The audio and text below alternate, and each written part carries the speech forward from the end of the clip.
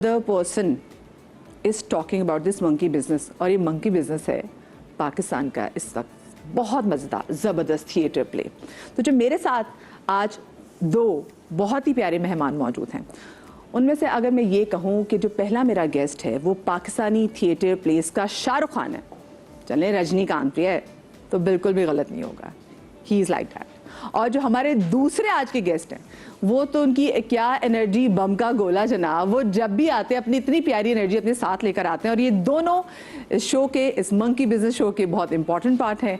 पहले तो हमारे जनाब एक्टर, राइटर, डायरेक्टर, होस्ट, बहुत कुछ काम भी इस लड़के ने किया है। और साथ में जो दूसरे आ रहे हैं, रियलिटी शो से आपने उनको देखा, बहुत मोहब्बत भी दी, घर घर में उनको जाना भी जाता है। इससे पहले मैं अपने दो गेस्ट को बुलाऊं जो आप समझ गए हैं, तो जनाब we have with us in our studio Yasir Hussain and Umar Alam. अस्सलाम वालेकुम boys, clap for yourself. Finally जनाब यासिर हमारे शो में आ ही गए। हमने बड़ी कोशिश कर रहे थे यार किसी तरीके से ना यासिर को लेकर आओ, तो आज कॉल करनी थी आपने, वो लेट किया आपने। अभी नहीं, हम बहुत पहले तो बहुत मुबारक हो भाई, माशाल्लाह से मंकी बिजनेस इतना ज़बरदस्त जा रहा है, पूरे शोज जो है वो सोल्ड आउट जा रहे हैं। तो वैसे ये और ये आपकी अपनी डायरेक्शन में है, आपकी अपनी प्रोडक्शन है, ये कैसी फीलिंग होती है यासिर? बहुत अनरियल सी फीलिंग है और हमने इतना नहीं सोचा था कि इतना हिट हो जाएगा। हमें ये पता था कि प्रोडक्ट अच्छी है, फनी है और दिल से बनाई हुई है, बट जो रिस्पॉन्स मिल रहा है, आई थिंक मैं कहूँगा कि जो फिटर्निटी है उनकी सपोर्ट बहुत थी। और जहाँ भी इतने सुपरस्टार्स आ जाते हैं देखने के लिए तो आवाम में भी क्यूरियोसिटी बढ़ती है कि यार ये कुछ अच्छी चीज़ है कि ये सब लोग जा रहे हैं, तो ये बड़ा ज़रूरी चीज़ थी जो हुई है हमारे साथ। ऑल्सो एक ऐसे टाइम में क्योंकि हम ईद पे ना कि फिल्म एक्सपेक्ट कर रहे थे कि फिल्म आए, हमारे पास कुछ अच्छा नहीं था, तो जो एक एंटरटेनमेंट हम, और खैर वो सिर्फ कराची वाले बड़े लकी हैं इस मामले में, अब बाकी शहरों में भी आपने लोगों ने जाना है? हाँ जी, प्लान कर रहे हैं लाहौर इस्लामाबाद का इंशाल्लाह। लेकिन मेरे ख्याल से यहाँ के शोज ज़रा बढ़ने चाहिए क्योंकि हम मुज़ाकरा ड्यूरिंग द शो ही करेंगे। 21 को ये वाइंड अप करे अपना शो, तो जिन कराची वालों ने नहीं देखा कुछ तिगड़म लगाएं, शो सोल्ड आउट हो चुके हैं।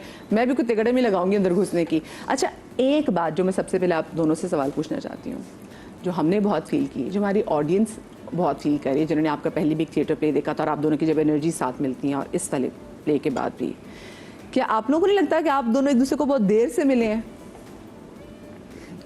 ये तो बात कहीं और जा रही है। नहीं, असल में उमर के साथ, उमर बेसिकली मेरे भांजे का दोस्त है। अच्छा।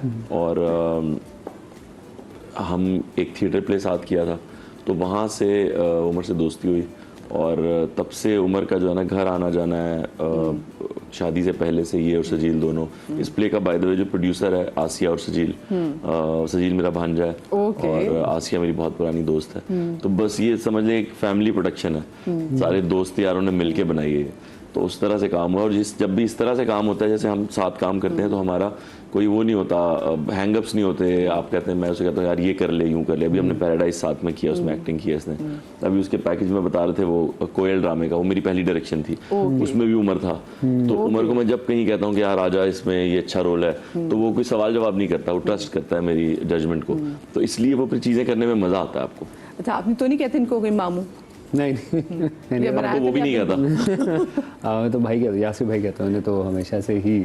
उमर वैसे माशाल्लाह से हम सबको पता है उमर की बड़ी अच्छी एनर्जीज हैं, लेकिन जब आप थिएटर देखते हैं तो थिएटर के आर्टिस्ट की एनर्जी ही बिल्कुल और होती है। एंड यासिर को, जैसे मैं कह रही थी, और हम यासिर को जब प्ले देखने जाते हैं हम हमेशा कहते भी कि यासिर यू आर द, हमारे लिए थिएटर का शाहरुख खान जो है ना वो यासिर है।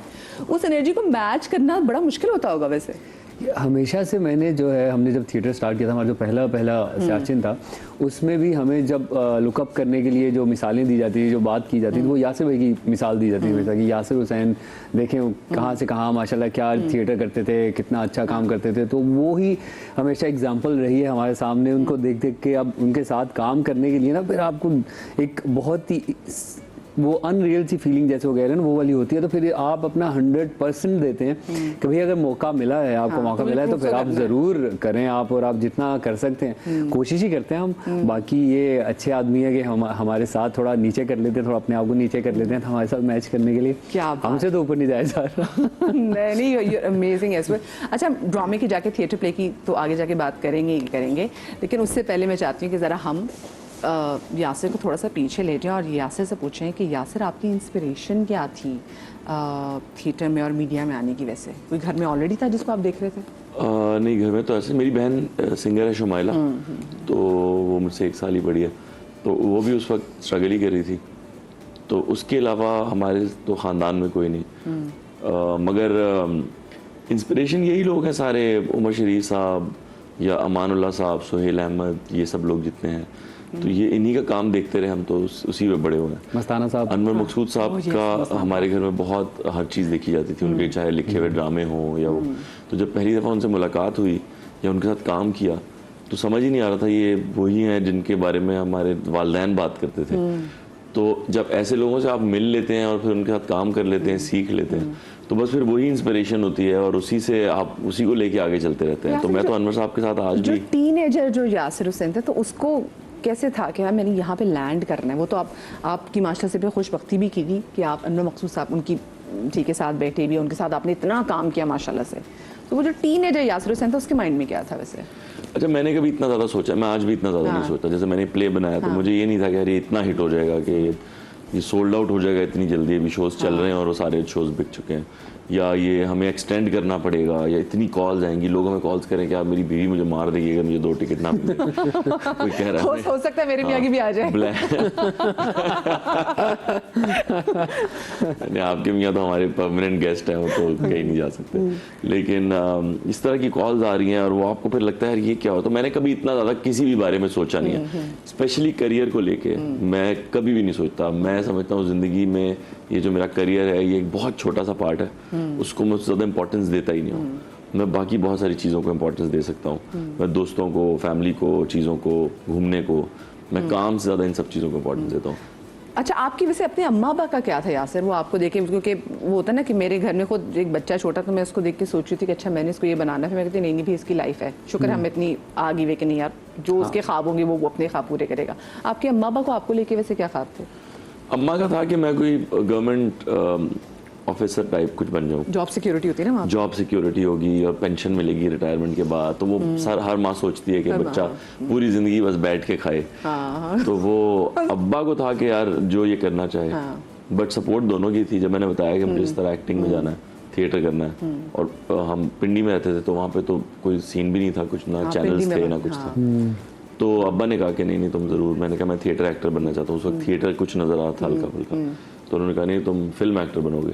तो वो बहुत ज़्यादा इनकरेज करते थे। उमर, आपकी हरकतें देख के अम्मा को क्या लगता था कि ये मेरा बेटा क्या बनेगा, जेल जाएगा, क्या ये कुछ बन पाएगा क्या?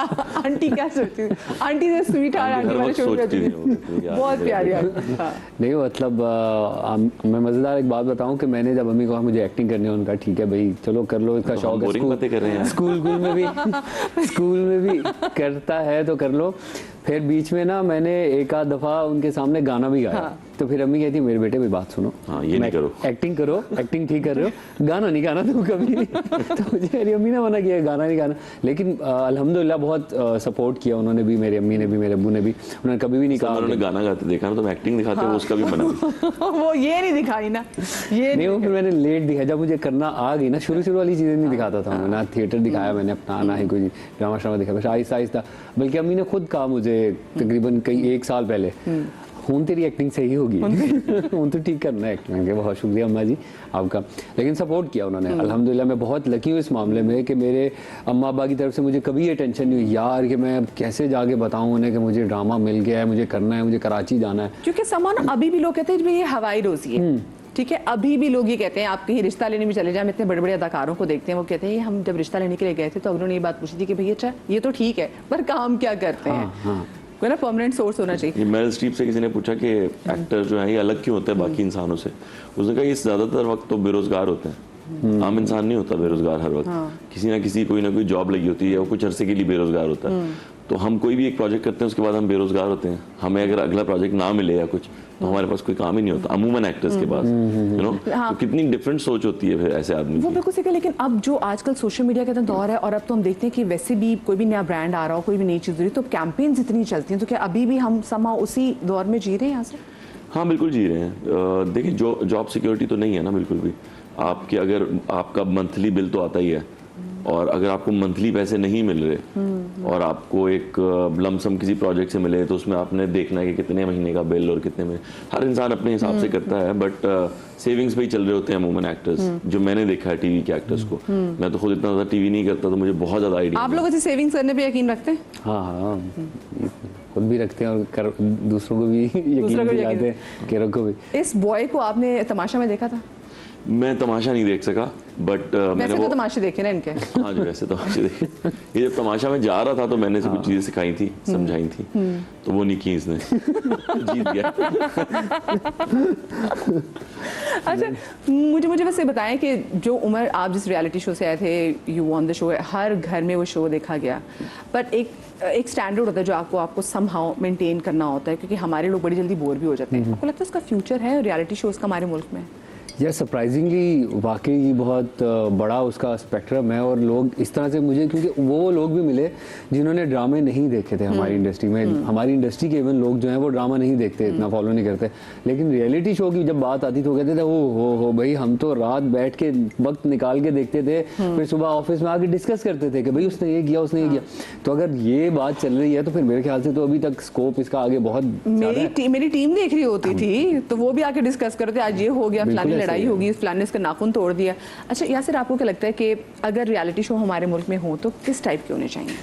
नहीं, रियलिटी शोज ठीक है, लोग इसी तरह की चीज़ें पसंद करते हैं। बेसिकली नेगेटिविटी ज़्यादा बिकती है कि वो उसके बारे में क्या कह रहा है, कॉन्स्पिरेसी हो रही है, बिग बॉस वाला ही है फॉर्मूला सारा। बट वो इंडिया में भी बंद हो रहा है अब, वो बिल्कुल फेल हो रहा है वो पता फॉर्मूला, क्योंकि अब हो गया ना कि सब स्क्रिप्टेड है कि मेरी बहन उसके हाथ नहीं, वही बर्तन मांजती है, मतलब ऐसी चीजें डालते हैं, पता है ये हो नहीं सकता। आई थिंक अब बड़े एक्टर्स को यूज करना पड़ेगा इनको, तो ये एकदम से ऊपर जाएगा, क्योंकि अब लोग देखना चाहेंगे कि मदिया नकवी जो हर रोज हमें मॉर्निंग शो में नजर आती है, वो जब 40 दिन के लिए उनको बंद कर दिया जाएगा, यू नो महविश हयात के साथ या किसी और बड़े स्टार के साथ, तो ये लोग आपस में क्या बातें करेंगे, यू नो, निदा यासिर के साथ। हम तो बंद हो जाएंगे, मसला नहीं। लेकिन मुझे बताएं, आपको लगता है ये हमारे जो बड़े बड़े एक्टर्स हैं ये रिस्क लेना चाहेंगे? बिकॉज ऑफ कोर्स कभी भी नहीं करेंगे। अगर ऐसा होता तो इंडिया में भी हो रहा होता फॉर्मूला बहुत अरसे से। सिर्फ पैसों के लिए कोई नहीं चाहेगा कि वो जाके वहाँ लड़े, चीज़ें करे ऐसी जो जिसकी हाइप क्रिएट हो। लोग एक्टर्स वैसी कंट्रोवर्सी से बचते हैं और वहाँ पे तो निकलती ही कंट्रोवर्सी है, तो मेरा नहीं ख्याल कभी होगा ऐसा। मुझे जनाब एक छोटी सी ब्रेक लेनी है।